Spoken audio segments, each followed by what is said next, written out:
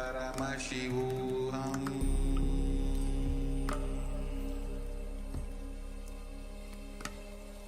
Om Nityananda Paramashivoham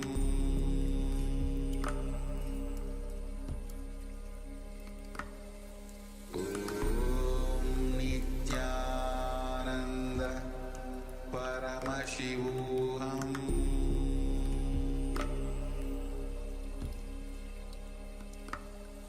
Om Nityananda Paramashivoham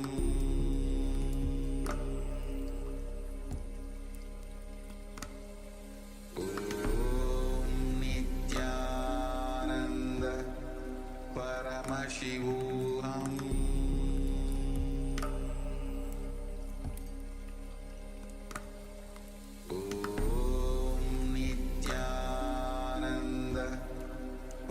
Paramashivoham Om Nityananda Paramashivoham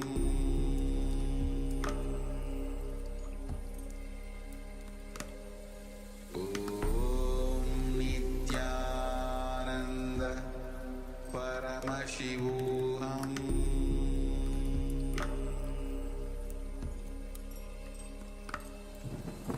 Om Nityananda Paramashivoham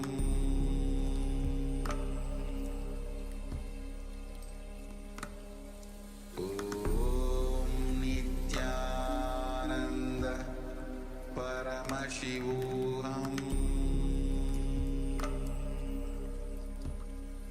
Paramashivoham Om Nityananda Paramashivoham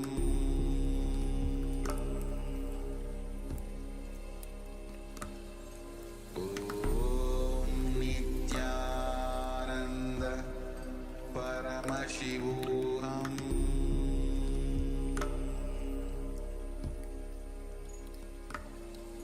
Om Nityananda Paramashivoham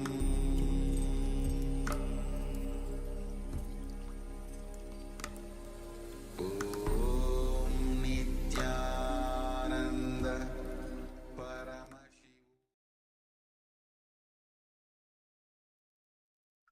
Yes, you can open your eyes now and go ahead. You can verify the results of your manifestation. So go and have a look if you have succeeded in sculpting your body and if you witness any difference. And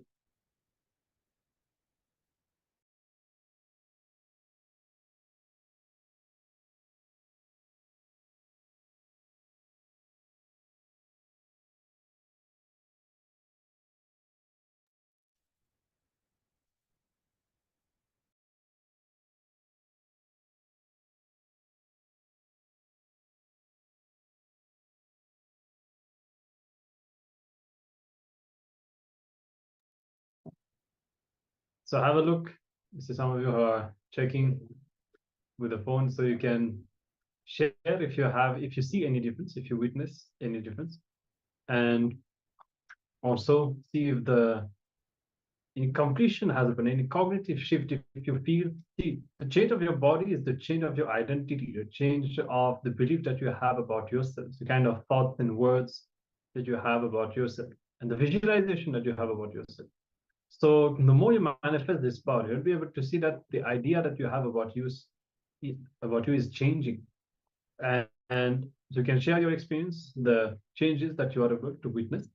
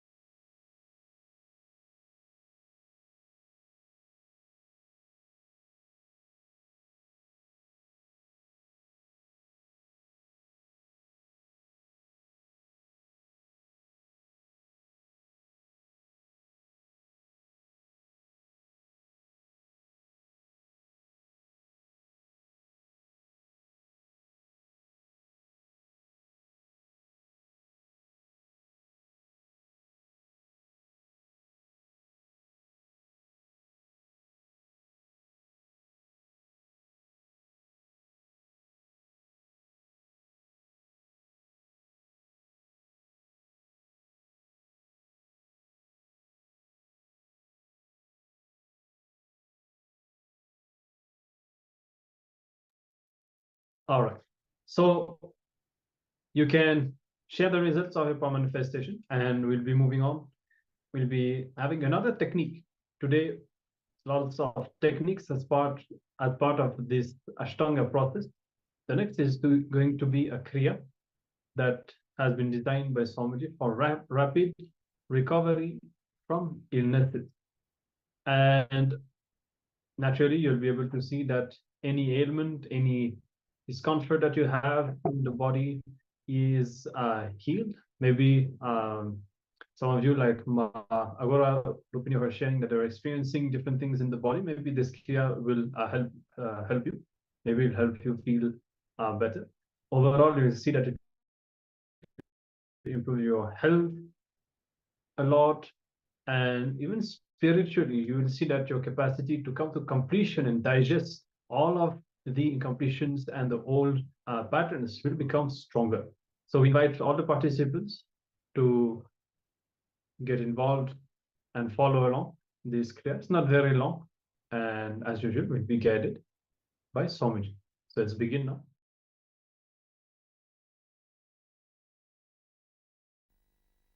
Nitya Kriya for rapid recovery from any illness, like a tiredness, other sickness, fever, any illness. Anjani Asana, first step. Then Shitali Kumbhaka. Shitali Kumbhaka.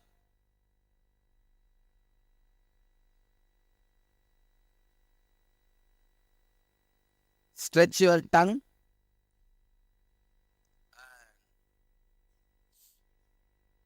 Roll sides of the tongue like a tube.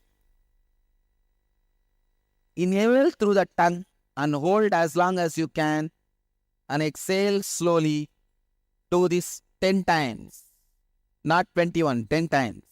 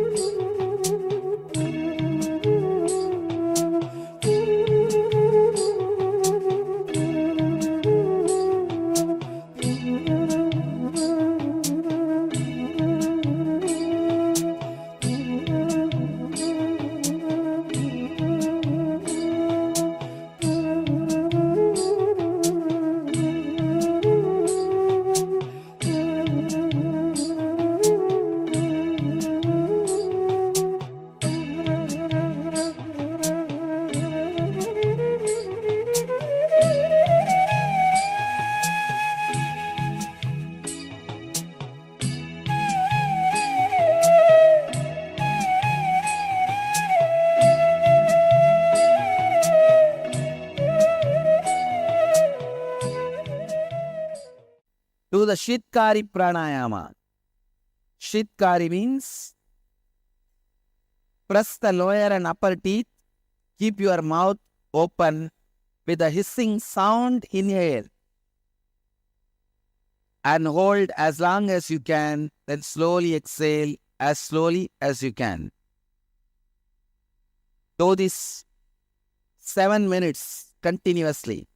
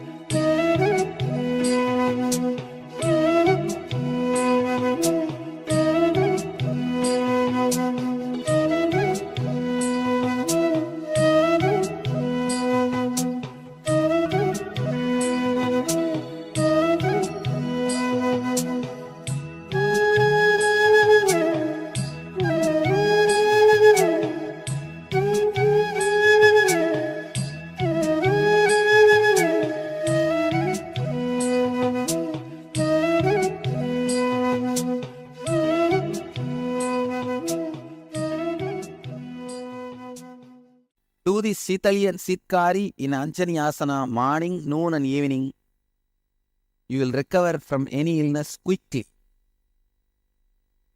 Like fever, cough, cold, headache, regular illnesses. You will recover from it, body pain, from all that very quickly. Let you all achieve, experience, express, radiate and share the eternal bliss, Nityananda. Thank you.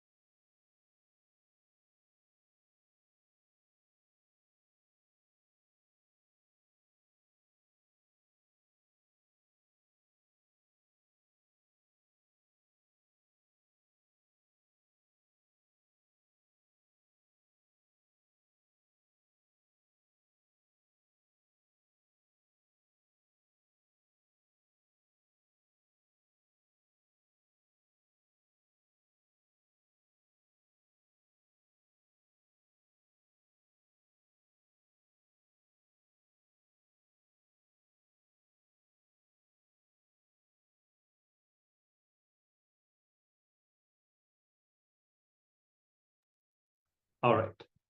So I hope that you had a good experience of this Kriya. And we also want to inform our Agora Rupin that we have scanned through the third eye. And what the third eye has revealed, we have shared in the Zoom chat. You can have a look and give your reply. And we'll be getting into the next session now, another important session on understanding more about breaking the patterns that we have. See, right now we learned more generally about all the incompletions that we have from the past. Now, there are different kinds of incompletions, different kinds of negativity that we have inside us that are present at different levels. First is the level of the muscle memory, then the bio memory, and then the bioenergy. So with the deeper understanding of these three, what they relate to, and what kind of patterns we have at these levels, we will be able to detox ourselves, and we'll be learning the different methodologies for each of these levels to detox each of these levels. Okay, so it's an important session. Again, come to the space of listening. If you have any doubt or if you need any clarification throughout the session, feel free to post your message in the Zoom chat. Yes, to start off, we're going to first learn about muscle memory and biomemory. So all your day-to-day habits, like morning you wake up and do yoga, or sip a cup of coffee, and the kind of food you eat, all your behaviors, habits, actions forms your muscle memory. Your muscles keep the memory of all your actions, good or bad, right or wrong. If you create the right muscle memories, it helps you to manifest beautiful, right life. If you build wrong muscle memories, it makes you manifest bad life. It is as simple as that. You would have experienced it when you have a certain habit and you know it's not good for you. But after establishing that habit, it feels like it is a part of you. And it's sometimes difficult. It feels difficult to step out of it.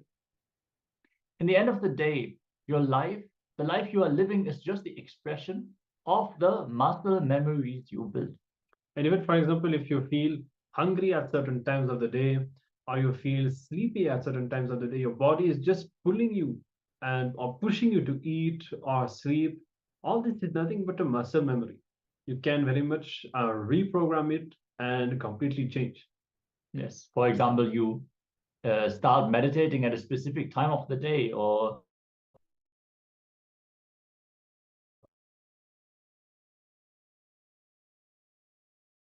take these actions.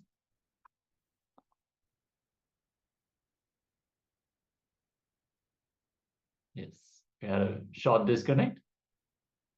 So if you start a habit of working out or meditating at a specific time of the day, you will be driven to take these decisions at that time of the day as well.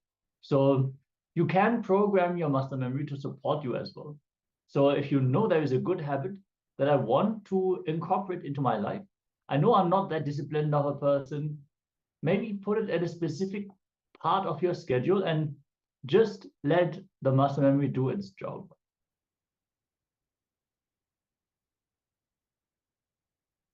Yes. So this is what a muscle memory is about. The patterns, and for example, when you break the pattern, let's say of tiredness, you can just have a beautiful muscle memory where you feel energetic even at night. That is very much possible. And the best detox method for the muscle memory is taking haritaki powder. It's very simple as that. Just 1 spoon of haritaki powder, ideally in the evening after your last meal. You should not have anything after that. Maximum you can drink water. Otherwise, don't eat anything or drink different kinds of liquids after that also. Just go to sleep. This haritaki will detox you very deeply and remove all of these parasites that are pushing you into those muscle memories. And also, somebody has revealed one more powerful process, that is the Trinetra Kumbhaka. And you can find the video on somebody's channel. You may already have practiced it. Somebody advised to do it 21, 42, or 108 times, even up to twice a day. So of course, depending on your level, you can decide. You can start at 21 times and gradually increase. These pranayama specifically will burn all the negative muscle memories. If you implement these 2 things, you will be able to detox your muscle memory completely. Okay, so this is the first level, the muscle memory. Then is the bio memory, which is all the opinions, the ideas, the cognitions, and the conclusions that you arrived at about yourself, life, God, everything. All of these perceptions, the ideas that you have about everything, that is in the bio memory.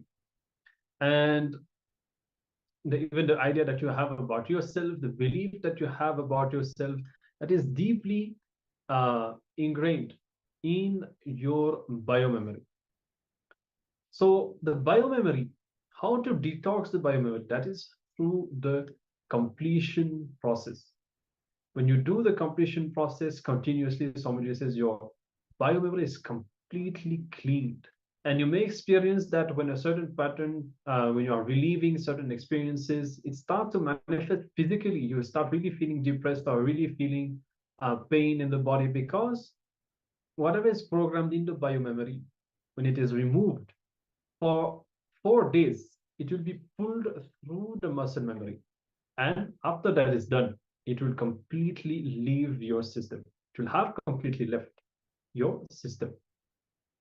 So the completion process, you are already learning and practicing. Do it diligently every day until you complete with all the patterns.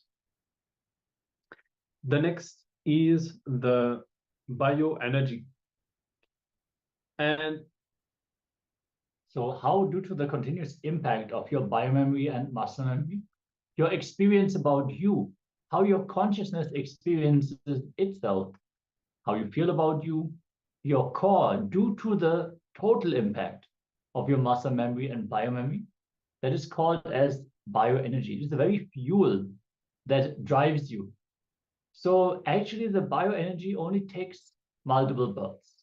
That is what's only going through that death, life and death cycle. From this body, when you move to the next body, your bioenergy only is carried. That is the core, software coding. Software coding of your existence is bioenergy. In all three levels, your muscle memory level, biomemory level, bioenergy level. In all these three levels, there are parasites in you. You have to understand.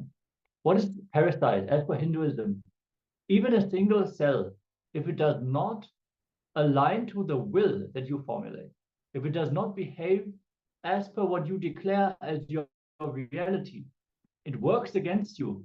Even that is a parasite. So all these patterns that are driving you, literally driving you to take decisions which are not aligned with the ultimate goal that you have, which is enlightenment itself, all these are parasites. So detoxification can happen in the various different levels. In the gross physical level, mental level, emotional level, in all the different areas of your life, the detoxification can be done. And Swamiji has given the various different ways. Like Maharaj has also described various techniques and even herbs that can perform the detox on your bodies, your very different body layers. So parasite means which does not have its own independent life, but it gets empowered. It comes alive by the nearness or the existence sitting on you, willingly or unwillingly. Whether you like it or not, it catches, it sits in you and gets empowered. All of you know medically, parasites sitting in the stomach, on the skin, the scalp, all these various different parasites. But your muscle memories have parasites. Parasites sitting in your muscle memory is responsible for all your addictions and tiredness. Whether it is addictions related to eating, drugs, sex, pornography, or any type of addiction, is because of the parasites sitting in your muscle memory.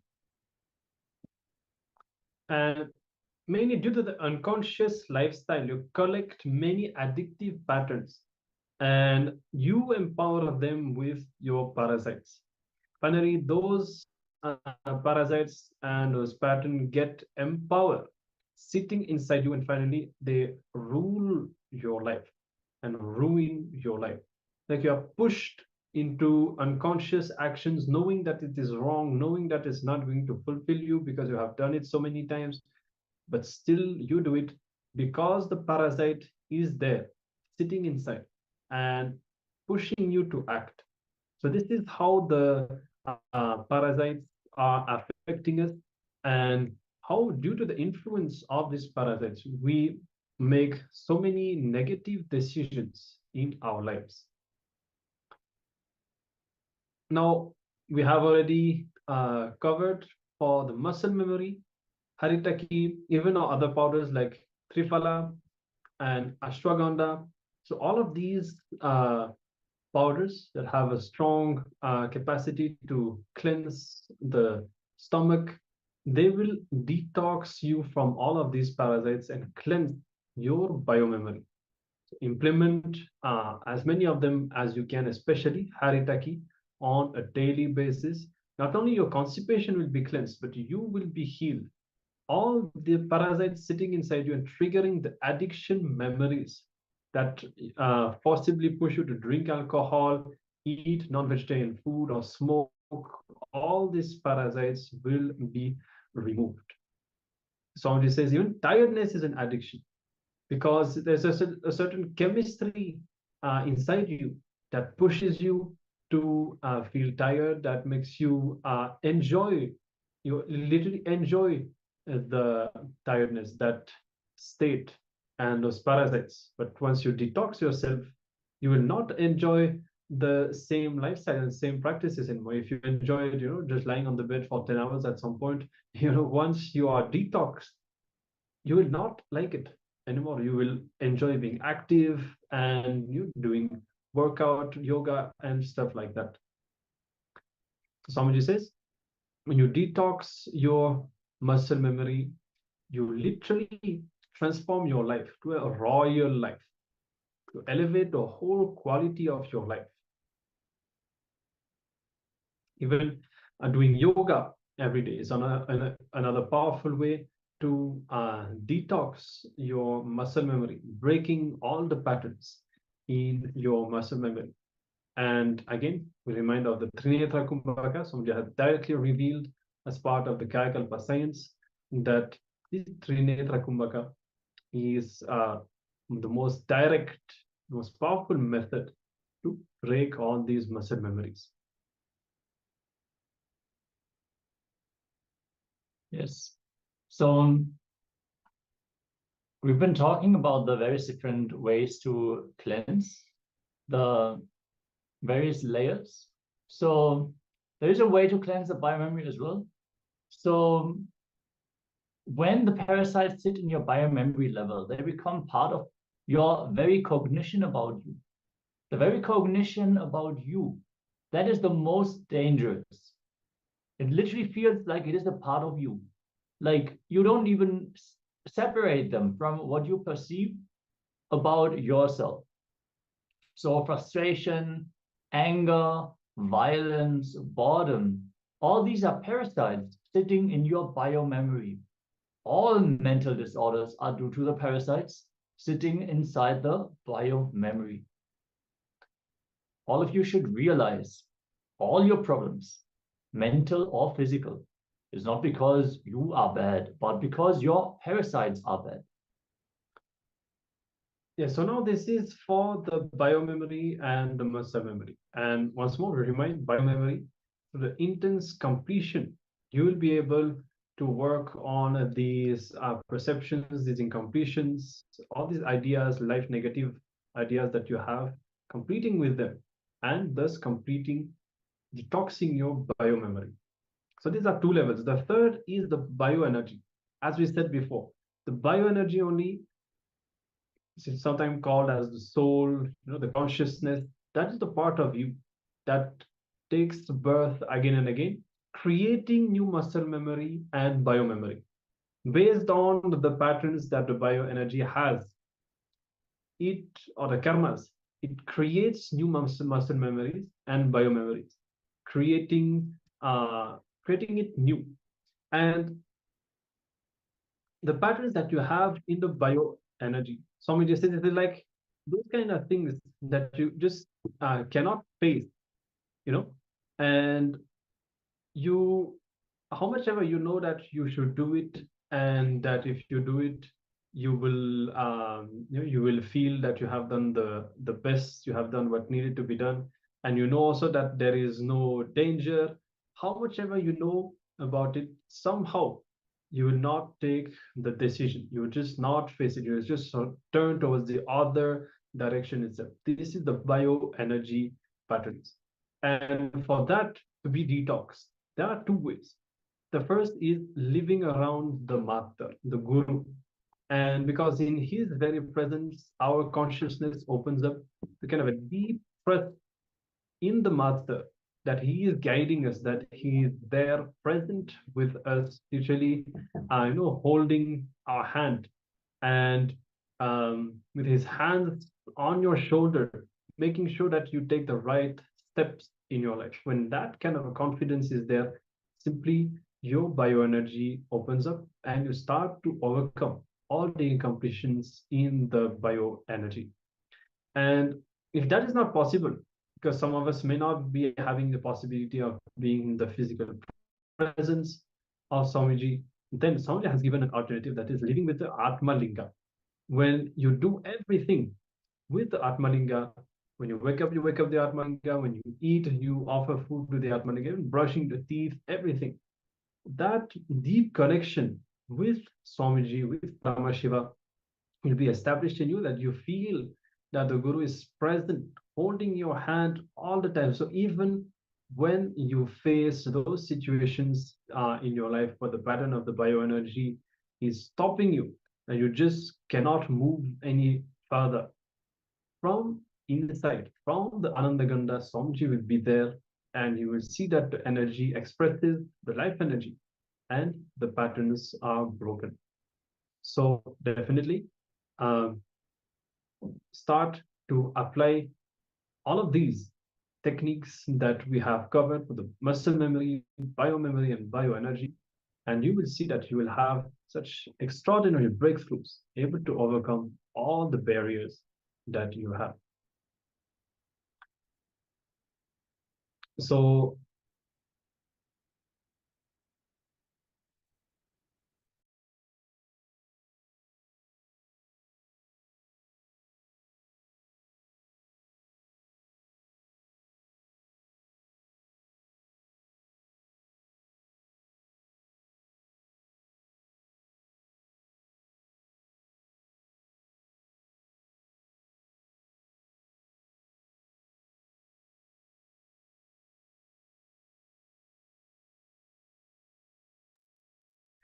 okay, so if you have any questions, you can feel free to ask any doubts, any misunderstandings about any of these layers.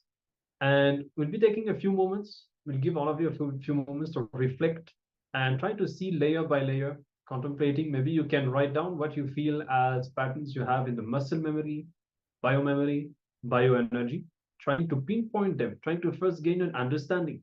For example, okay, I feel tired every night. That's because my muscle memory is like that, because I have programmed it like that. Or hungry, hunger, same thing. And biomemory, let's say that you have, for example, a very deep feeling that life is unfair, for example. So that is biomemory. Then bioenergy, maybe certain situations in your life you just cannot face. You don't, you just run away from it completely. So there will be something in the bioenergy. Okay. So show the, I'll be projecting the slide, and you can take a few moments to contemplate, internalize these understandings, and try to identify all of these parasites, all of these patterns that you have.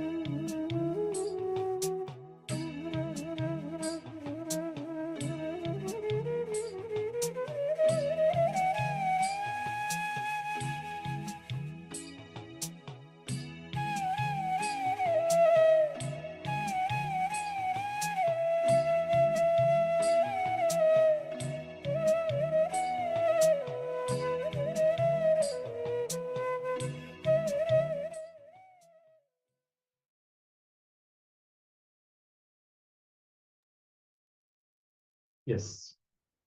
So I hope that you're able to see, understand which parasites are at play in your life and at which level, and that you have taken notes of how to detox yourself and deciding to implement. And also, Ma Agora Rupini, we did a third eye scanning. We hope that you saw the replay, the third eye scanning that we have given. And if not, make sure to have a look and give your feedback also.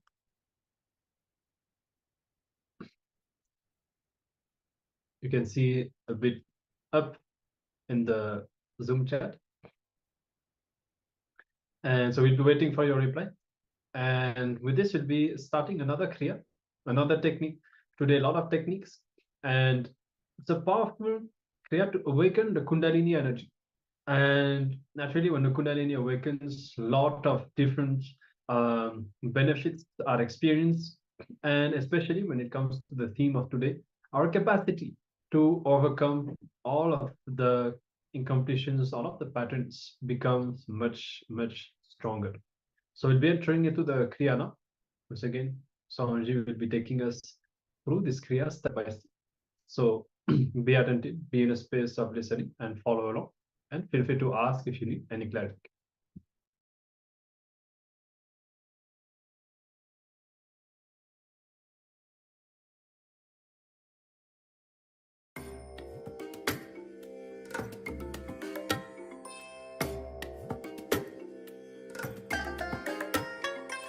I bless you all.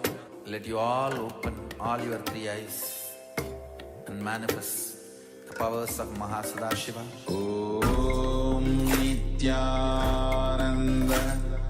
Paramashivoham. Om Nityananda.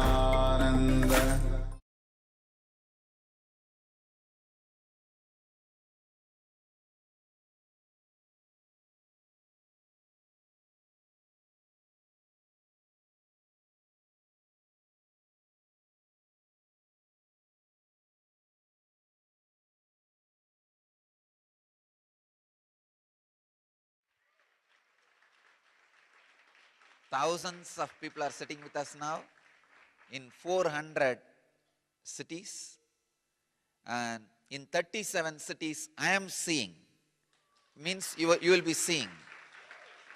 37 cities you will be seeing. 37 cities we have two-way connection, and in 400 cities people are sitting with us around the world for this Yen Kriya initiation. I welcome you all with my love and respects. During the Pada Puja, I'll be transmitting the experience to you. So, receive the experience. I want all of you to know, your brain can receive and send informations without communication done in an orthodox way, like words or visuals. So just understand this much. Your brain is capable of receiving or sending communication without the orthodox methods like words and visuals. Means without verbal or visual action, your brain can receive and send information. Just remember this one truth, that is enough. You will experience the experience of Yen Kriya before initiation. Then I'll give you the technique. So I'm changing the trend. Usually technical knowledge, technique, experience. No. Experience, technical knowledge and technique.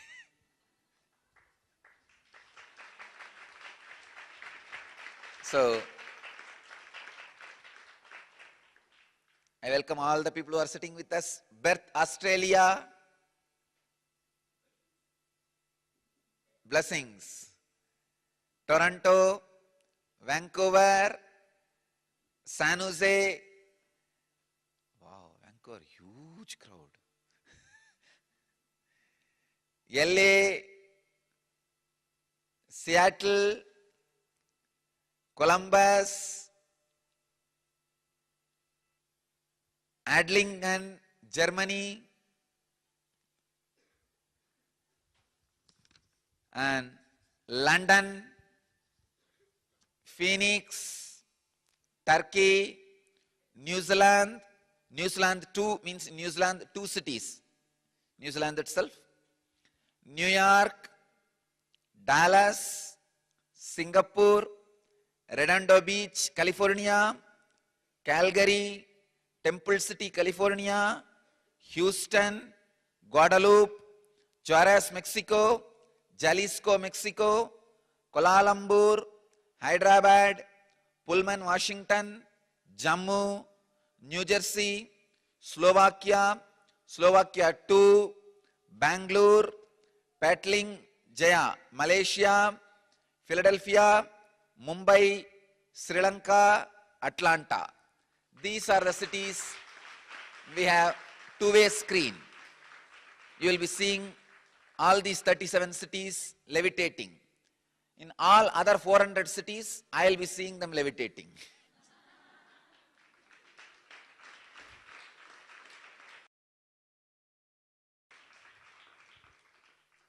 So, I request all the devotees, disciples, all the people participating in the initiation to sit either in Batmasana or Vajrasana or just simple squatting. First priority Batmasana, second priority Vajrasana, third priority just squatting, sit, and Samana Mudra. It will be good if you sit on the ground.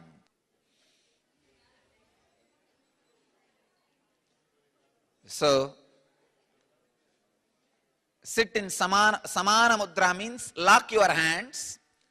Right thumb should be up, left thumb should be below. Lock your hands, sit straight.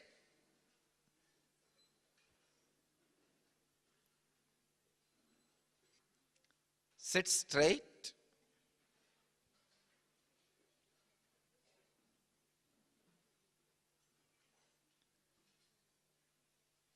Batmasana or Vajrasana or just Sukhasana. Comfortable squatting.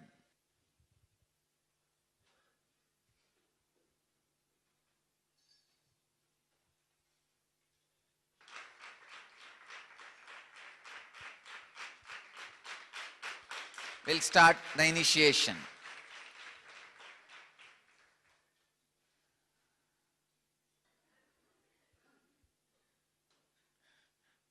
Samana Mudra, lock your hands. Means the right thumb up and left thumb low, below.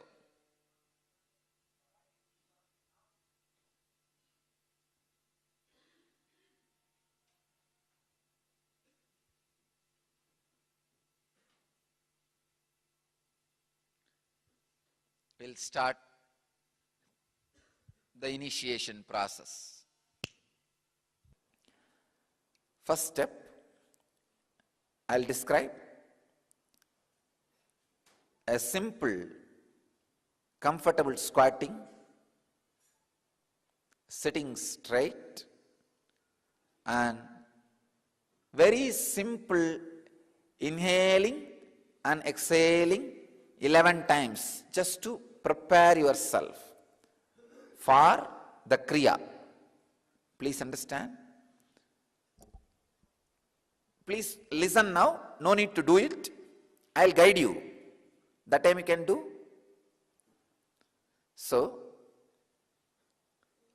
closing one side of the nostril with your thumb and inhaling. After you feel you are full, closing the other side and exhaling. You don't need to do it now. Just relax, listen, and do it. When we do the Kriya, listen to the instruction. Close the right nostril with your thumb, right hand thumb. Inhale through left Once you feel complete, close the left nostril with a middle finger and ring finger and exhale through the right nostril. Simple Nadi Shodhana. Nadi Shodhana means just cleaning the nostrils, cleaning the basic nadis. Do this for 11 times. It may take maximum 1 minute. That's it, nothing else. Or 1.5 minute, 90 seconds. Nothing more than that.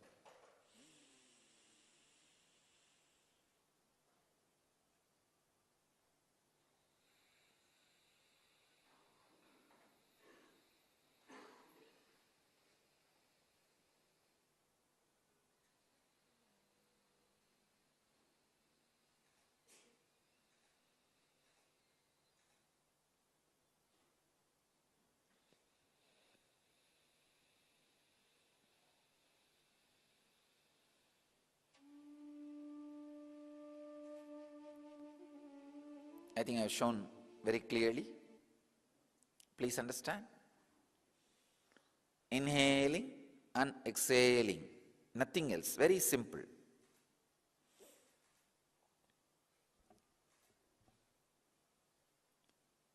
Actually, this is not Kriya itself. It is a preparation for Kriya. The first 3 steps are preparation for Kriya. I'm just letting your body warm up. This is the first step, 11 times. Second step, the Bastrika Pranayama. Please understand. The technical term is Bastrika. Pull your lower abdomen in and up.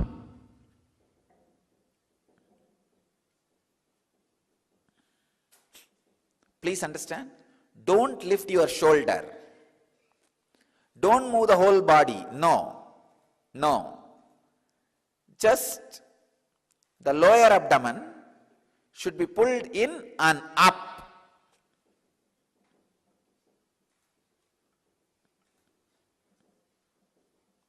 "21 times. Please understand. Again, I am preparing the body. 11 times of Nadi Shodhana, simple breathing. 21 times of Bastrika. 21 times is very simple thing. Actually, it's nothing. Just 21 times of Bastrika. This all preparation. Please understand. This all preparation to push you to the original Kriya itself.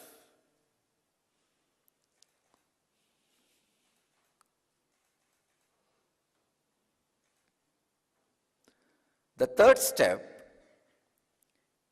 inhaling as slowly as possible, holding as long as possible, exhaling as slowly as possible, holding the lungs empty without breathing as long as possible.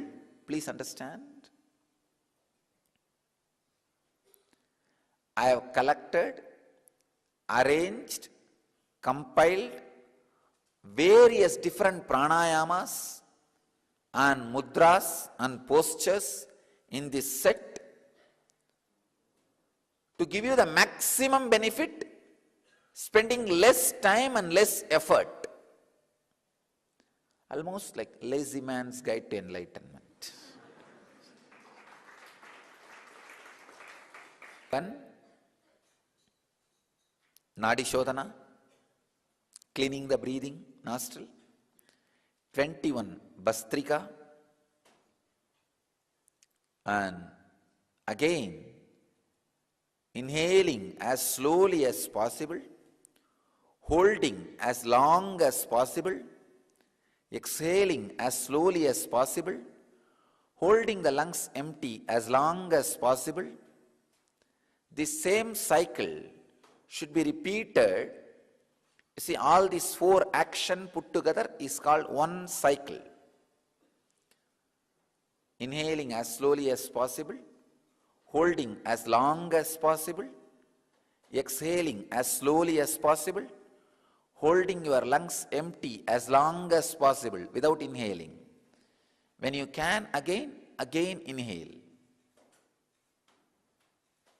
as slowly as possible. So, this 4 action is one cycle. Like this 21 cycle. This 4 action can be called as one pranayama. So 21 pranayama. I am making it all completely numbered. A clear, logical, calculated, mathematical step for enlightenment. I am making your enlightenment just like bank account. Please understand. Do this, do that, you will have it.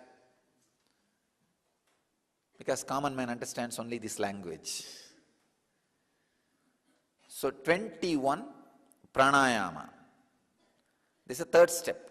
But I want all of you to know, all these 3 steps are only preparation for the kriya. Now we are entering into the exact kriya itself. Exact kriya itself. Only if you do these 3 steps of preparation, you will be able to enter into the exact kriya itself. This is the most powerful part. Please understand. The exact kriya, if you do without preparing these 3 steps, it will not have any effect on you. So you need to enter into this kriya after only these 3 steps. That is why I am saying, whole thing is kriya. For your understanding, I am explaining how the process is happening. Now, 581 places around the world are sitting with us live. I can say we crossed the basic critical limit needed for the energy to land. Now I am very clearly seeing the energy has started expressing. Now all the people who are sitting around the world in these 581 places will experience the Kundalini awakening. And at least 100 places will have the materialization of Vibhuti. You will see now. You will receive at least 100. Oh, New York already started coming. So please understand, at least 100 places you guys will experience the materialization of Vibhuti as a symbol of the Master's presence physically there.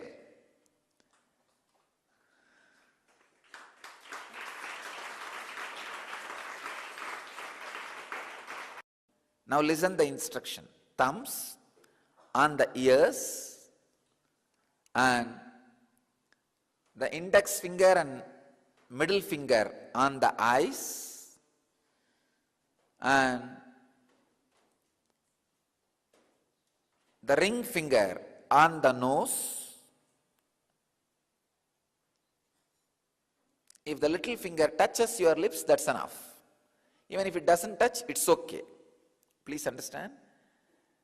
I'll show you.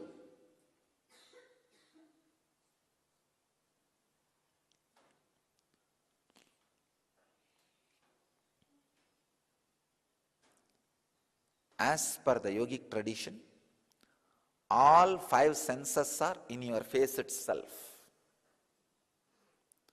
Ears, smelling nose, taste tongue, seeing eyes. The cheeks are considered to be the touch. That is why cheeks play such a major role in the pleasure of touching. So, through this mudra, you do pratyahara of all 5 senses. Please understand. Your hands are the gateway for your prana. It can send or receive prana. That is why whenever I not me, all over the world, in all traditions, not just Vedic tradition, in any religion, a highly evolved pranic source, an enlightened master or an incarnation or a saint or a religious leader, blesses you with the hands towards you, means he is releasing the pranic energy. And when you are asked to receive, you are always asked to raise your hand so that you can receive. Hands are gateway to send or receive pranic energy. Now when you lock your hands on the senses, all the senses are withdrawing inside. The pratyahara happens. Thumb on the ears, 2 fingers on the eyes, and the ring finger on the nose, little finger on the lip, and lock the nose, lock the breathing through these 2 ring fingers as long as possible. Please understand. Never try to do with the middle finger. If you try to lock the nose with the middle finger, you will lock it more than you can bear. The danger of fainting or disturbing your health is possible. It is there. So, don't do with middle finger. Do it with ring finger. Do it with ring finger. Please understand. The ring finger, Washington, New York, Port Washington, New York, please don't do now. Wait. I'll guide you. You can do that time. Just listen. Listen to the instruction.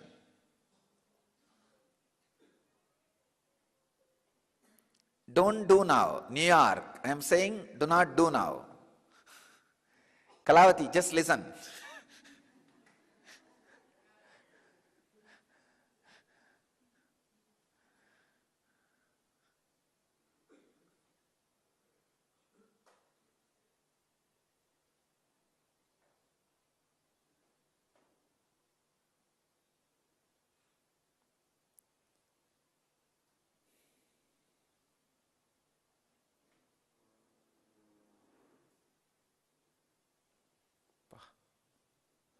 I'm seeing very clearly how the etheric body of me is being used by the cosmos like a huge octopus. It is spread, and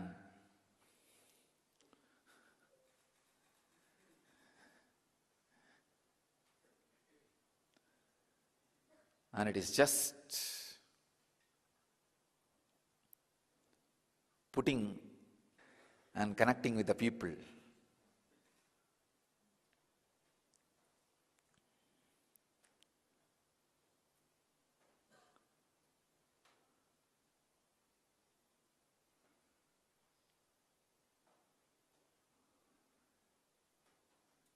God. I can see very clearly all the places people will experience levitation. At least in 100 places, devotees will have vibhuti from padukas, and at least 200 devotees will receive vibhuti in their hands. Now,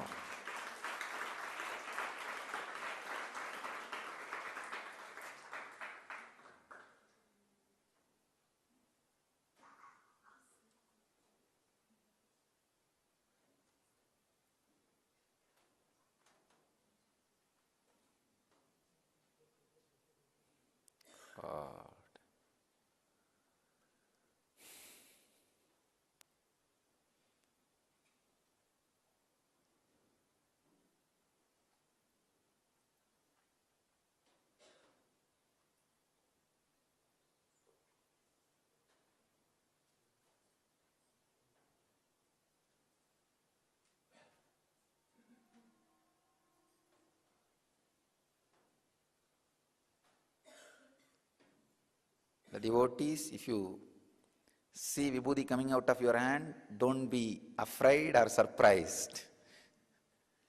I could see the energy expression.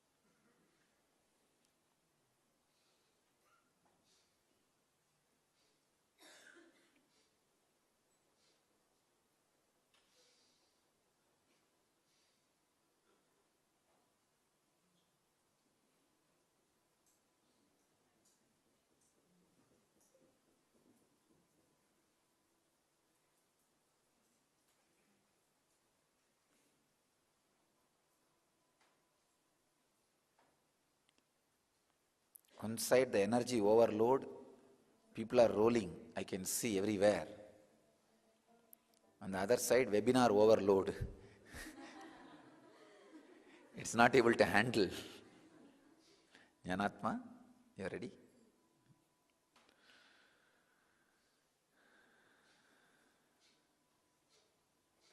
More and more people are logging in, signing in.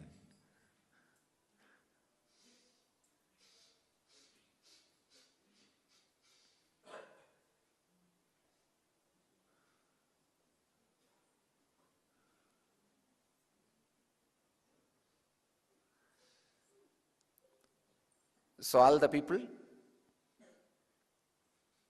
who missed for a few minutes webinar stopped, I wanted to tell all of you, you have not lost anything. I have not given any instruction in those few minutes. I waited. So please, you can listen now. So now, the hands, the thumb on the ears, the index finger and middle finger on the eyes,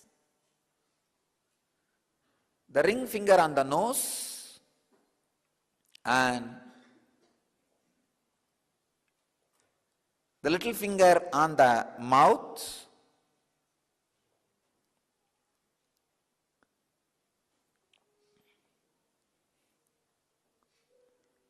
stop the breathing flow, inhaling or exhaling completely as much as you can. Please don't do now. Relax.